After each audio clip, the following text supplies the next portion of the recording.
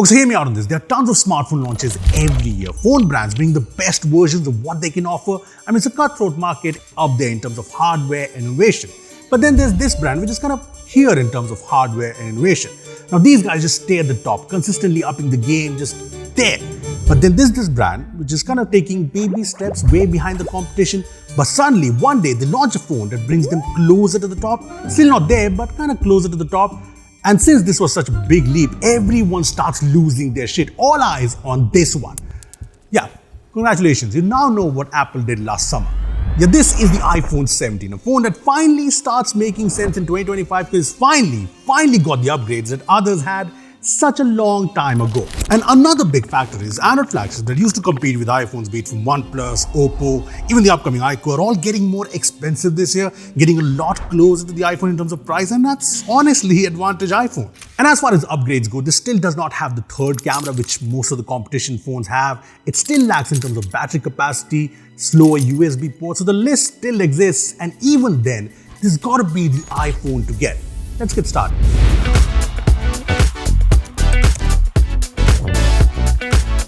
So the iPhone 17 brings some big upgrades, and by big I mean the big leap I was talking about. The upgrades, well, they were long overdue. And how can one overlook the display? It's a bigger 6.3 inch now, you have same size as the iPhone 17 Pro, and you get slightly more area for everything. Even the bezels are super thin this time, and this looks like a proper 2025 phone. I mean, just put it next to the iPhone 16 and you'll know what I mean. And with this, Apple has fixed three major display problems. First one, yes, this is finally a 120Hz LTPO screen, and it's actually same as the iPhone 17 Pro, which is also a bit of a pain in the ass, and I'll get to that in a bit. But for the better part, scrolling feels really smooth now, especially coming from a 60Hz display on the iPhone 16. I mean, just look at the difference now. And yes, you get always on display too, which feels nice and new to have on a base iPhone. Second, the screen is brighter now. See, this now goes all the way up to 3000 nits, which I honestly doubt it ever goes. But the good thing is it has the anti-reflective coating. Bad thing is there's no great anti-reflective screen protector out there, so same but different. I mean, 17 does look a whole lot more visible compared to the 16 when you're out in the sun. It's still not as good as Samsung flagships, but flagships, remember? Third, this kind of fixes the scratch problem. I mean, you all know how easily iPhone screens get those hairline scratches. I mean, just look at our iPhone 16 and you know my pain. But the iPhone 17 Ceramic Shield 2 actually seems a lot better this time. I haven't seen any of those random scratches yet, but yeah, it's glass, it's gonna scratch one day, but so far so good. And then there's the big one. Apple has finally fixed the storage problem. Yes, the iPhone 17 starts at 256 gigs now. Older base iPhones always came with 128, heck, even the Pro ones. And thank God that is gone because apps on iOS are generally bigger than Android. So basically, you can now keep more apps and photos without seeing this or being forced to, buy cloud storage. Another thing I absolutely love is the 18 megapixel selfie camera. I mean, this is actually a 24 megapixel square sensor, which actually captures photos in 18 megapixels because of that 4:3 ratio, so 18 megapixels, yeah. And the reason why this feels different from the Android phones I've used so far is because rather than holding the phone in landscape for group selfies, you can just toggle this switch and click a landscape selfie in portrait without losing out on the quality. And the second thing is, it has center stage, so it always keeps you in the frame. And when other people walk in, the frame smoothly widens up to fit them in. Very cool. Now we compare to the iPhone 16 and you'll see it is a whole lot wider, which you will love if you shoot selfies in 16:9 for Snapchat or Insta stories. The sensor is also bigger, so there's better details even in low light. And you can even see that selfie videos are brighter, less noisy and more stable. Along with the selfies, the ultra-wide-angle camera has also got a proper upgrade. It's 48 megapixels now and the photos have less noise, especially in low light. There's also more detail and the shots just look cleaner. I mean, even ultra-wide videos are less noisy and more stable, so all good upgrades. Now, what good is the camera if you don't compare it to the latest Android counterparts out there? Enter the OnePlus 15. I mean, OnePlus phones have been like the Android counterpart that people have been preferring over the base iPhones over the years, and even though the 15 has been very controversial. But yeah, the question is, how does this do versus this in terms of cameras?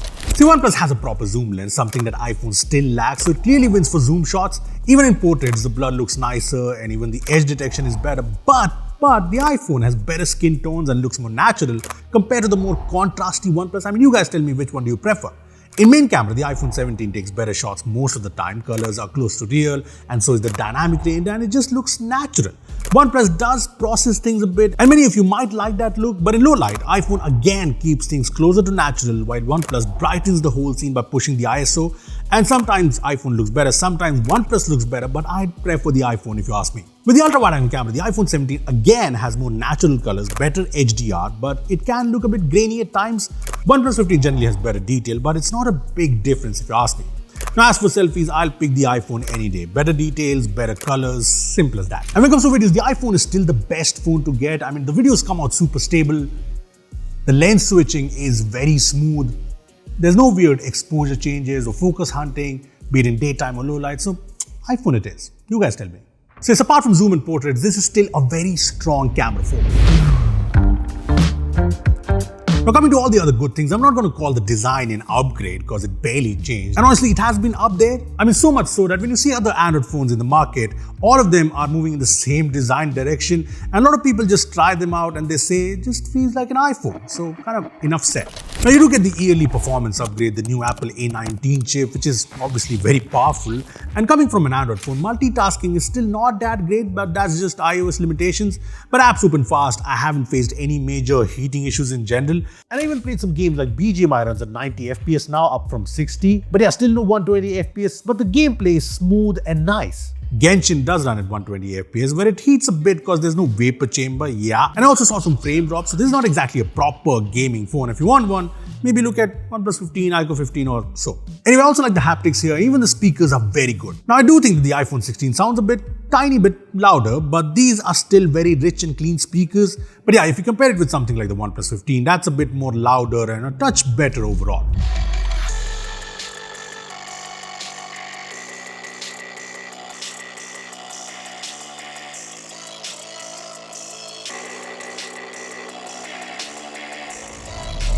My battery life has been pretty solid too. I've been getting around 6 hours of screen on time, and that was half on Wi-Fi, half on Jio 5G with lots of YouTube, social media, some phone calls, gaming and wireless CarPlay. So what I've noticed is this is very efficient on Wi-Fi, but the moment you switch it to 5G, it drains a lot faster. Now, have I seen better battery life on Android phones? Yes. Am I still happy with the battery life on the iPhone 17?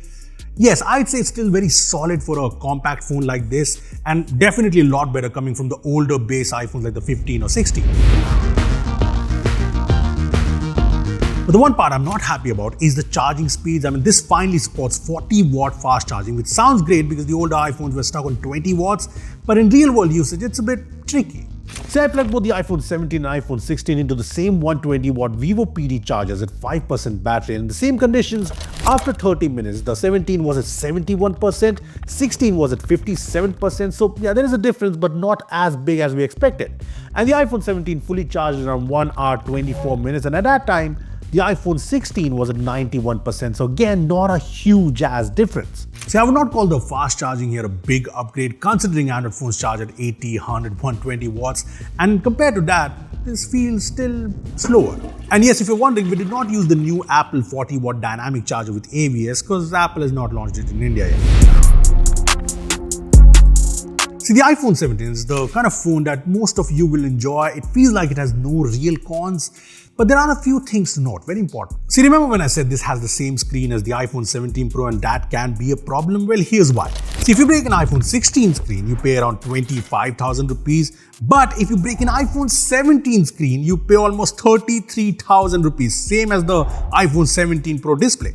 And that's just absurd for a phone at this price. I mean, even the Samsung Ultra screens can be replaced for 15-20K, so you get the idea. And then I have my own issues with iOS 26 on this phone. It's just very buggy and sort of unreliable, which is strange from Apple.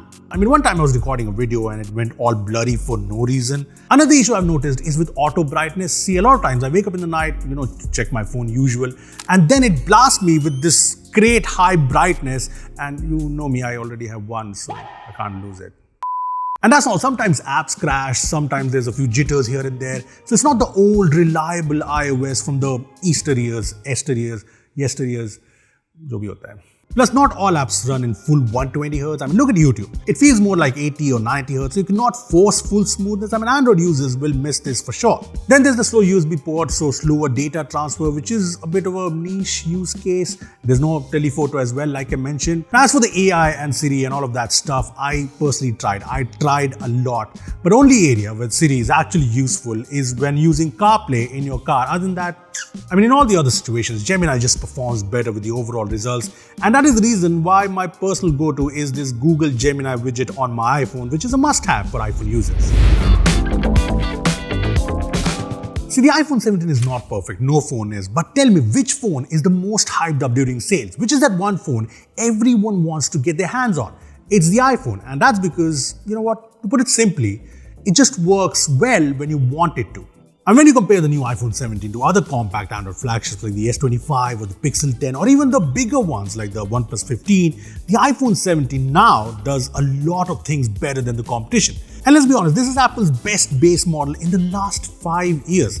I've never heard people not upgrading just because there hasn't been a major upgrade in the new one, but this changes things. And coming from even the 16 to the 17 feels like a big jump. Coming from the 15 to 17 feels like an even bigger jump because you're finally taking steps closer to the Pro models. And what if you're an Android user and you can make peace with iOS and all of its quirks, and you can make peace with the fact that there's no telephoto camera for better zoom shots, then you should have no problem getting this now or even when the sale season comes. Anyway, that was me with the iPhone 17, kind of like the long-term review after using it for 2 months. So if you have any more questions, comment down below and answer them, and hit subscribe for more long-term reviews. See you in the next one. Thanks for watching.